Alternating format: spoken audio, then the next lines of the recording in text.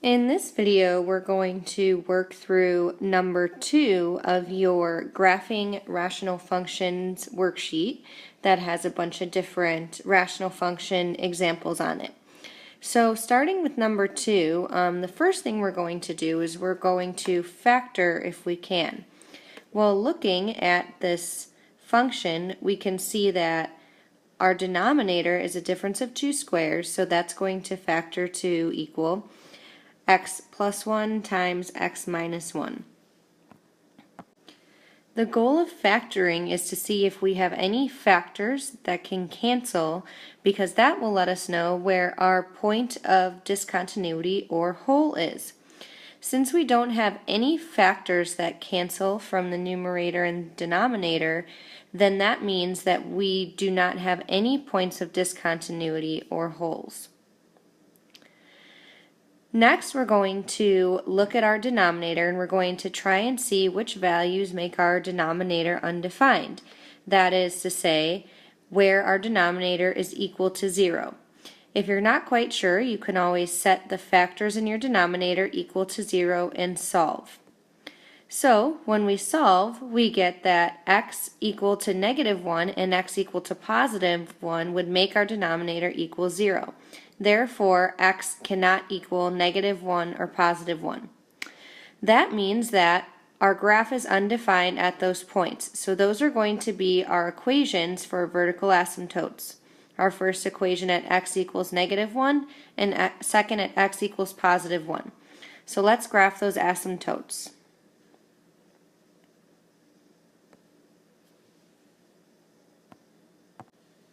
Next, we want to see if we have any horizontal asymptotes to help determine our end behavior. Well, looking at the degree of the numerator is x to the first power, which would be 1. The degree of the denominator is x to the second power, so our degree would be 2. Since the degree of the numerator is less than the degree of the denominator, or the degree of the denominator is greater than the degree of the numerator, then that means we have a horizontal asymptote at y equals 0. So we'll go ahead and plug in our horizontal asymptote. Next, we want to determine our y and x intercepts. In order to figure out our y-intercept, we're going to plug in 0 for x. So when we do that, we plug in 0 for x, we have f of 0. 0 divided by 0 squared minus 1 would be 0 over negative 1, which is 0. So that gives us a point of our x value of 0 and our y value of 0. Since our x value is 0 and our y value is 0, that counts as both our x and our y-intercept. That is where it's crossing both axes. So let's plot that point. Since we don't have any holes and we only have the one intercept marked, it's kind of hard to tell at this point where our graph is going to go. So we're going to need to plug in other x values to see what our graph is doing at that point. So, for example, we want to figure out what's going on the left side of the graph here. Does my function occur above the x-axis or does my function occur below the x-axis? So I'm going to pick an x value, let's just do negative 8, to see if our function will be above or below the x-axis.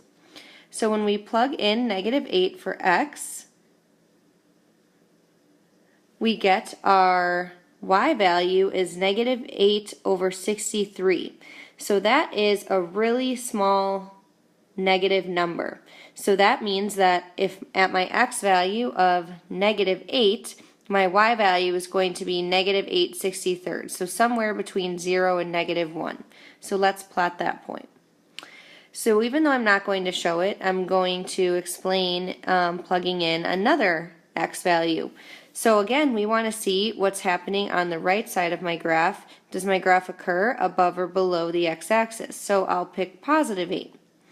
Well, if I plug in positive 8, it just changes the sign of my numerator, which would be positive 8 over 63. So that will be a really small number between 0 and positive 1. So let's plot that point. So we can get an idea that our graph is going to come from negative infinity and then approach the vertical asymptote going to the right here. And then on the right side of the graph, my graph will come from positive infinity and approach my vertical asymptote and go up here. But what's going on in the middle here? What does my function look like?